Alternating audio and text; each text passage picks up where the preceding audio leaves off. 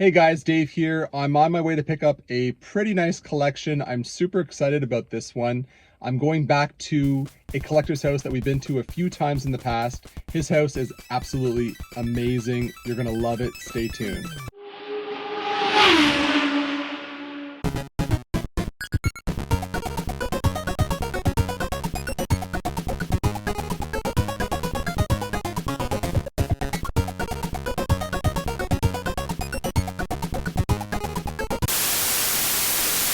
So we've got everything nicely packed into our blue bin here.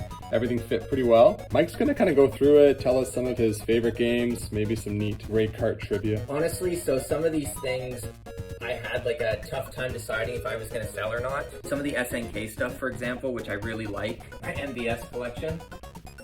Captain America and the Avengers, this is, I think, more similar to the Game Boy style one than it is the Genesis and SNES, which are both beat-em-ups based on the arcade. The NES stuff, you got the Three Double Dragons. Mendel Palace, which I always confuse. I always think it's like a casino game, and it's totally not. By the way, which is your favorite Double Dragon? It's gotta go with 2, and I don't know, everything about it is so classic. Plus, I think it's is it the one that was featured in the Wizard? No, that was just the arcade, eh? You got Shadowrun. I think I sold you the Super Nintendo one and the Genesis one. They're both completely different games, but they're both really fun. Strongly recommend. They're based on the board game, I believe, which I've never played, but it's like a cyberpunk futuristic type thing. The Super Nintendo, which is my favorite console ever. This is where I had to make some really tough cuts. Things like Super Bonk and SWAT Cats, which you don't really see very often, or at least I don't. Oscar 2 is a platformer that you don't see, and Realm, which got mentioned once in a blurb in like Nintendo Power. And I remember thinking it was cool, but you really don't see that one very often. And then yeah, you got the Super Bomberman games, obviously. SOS, which is, I want to say done by Human. No, this is Vic Tokai. Yeah, that's like you're running through a ship and it's like sinking. Yeah. Vic Sferato actually and Magic Sword are both at least uncommon. Honestly, I was getting rid of a lot of the like uncommon to rare stuff that I wasn't either going to keep or that I didn't have as a kid because, you know, nostalgia is where it's at. And it's kind of funny, right? Because we were talking about this when I got here, but this is our 4th trip here. This is the least amount of stuff that we've taken. So the first couple of trips we took like 5 or 6 crates. Same with the second and third trips. And this time was just one. Mike's been sort of slowly culling his collection over the past few months. Put it down is paring it down. Yeah, paring it down. I kind of went with what I knew I planned to play. And space. As I said, there's a couple here that, they were tough cuts. Yeah. They really were. There's some more good stuff that we want to see, so let's go check it out. Yeah, sure.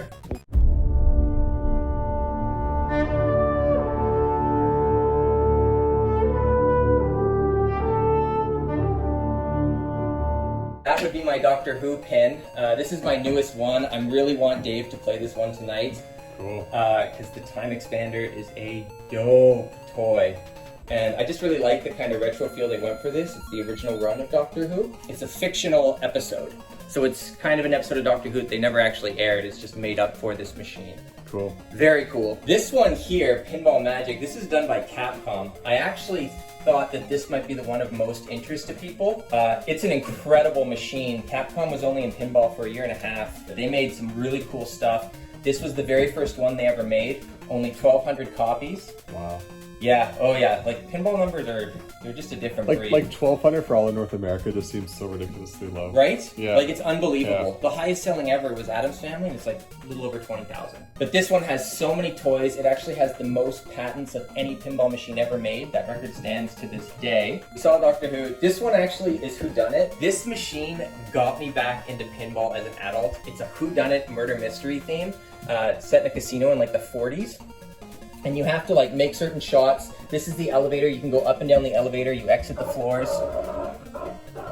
There goes the Dalek topper up there. Once you like are able to set it up, you then have to hit the phone. You interrogate people. You ask who the murderer is. Once I you remember find playing out. this one last time I was here. Yeah, exactly. And then you chase them on the rooftop. Really, really cool. I didn't know pinball could be this deep, and it really like wowed me, and that's what got me back into it. This one's Fishtails. You can see it's got a real handle. Very cool machine. It came out in 1992. I really like it for its just unique theme, and it's so novel. Anyone can get into it. It's actually got surprisingly few toys, despite how it looks with all the ramps and the lighting, but really, really fun game. Highly recommend it. There was like This is in the top 20 most machines ever made too. And then this one here is the Shadow.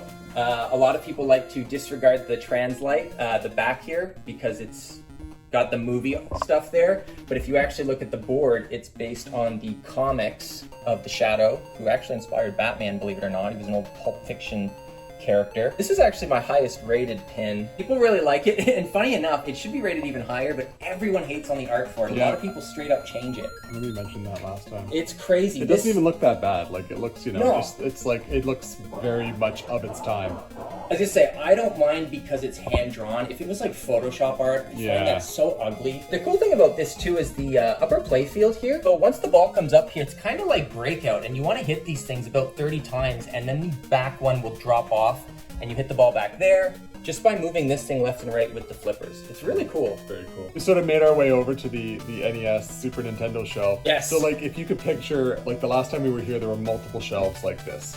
Because I want to say we purchased maybe 500, 600, 700 just gray carts alone, probably more. I used to have 3 of these shelves. Yeah. Now I'm down to 1. I went to 3 rows of NES, 3 of Super Nintendo, and then I've got 2 rows of Genesis down there, but I don't know if you can actually see it. Kind of tricky. And then my N64 stuff went on the tall shelf. This is actually my arcade area. So I actually have a complete Neo Geo MVS collection, minus some, you know, Japanese Shogi and Mahjong games. This is the whole set. These things here are actually the Sega STV. Honestly, other than taking cartridges, it's pretty much the exact same hardware as the Sega Saturn.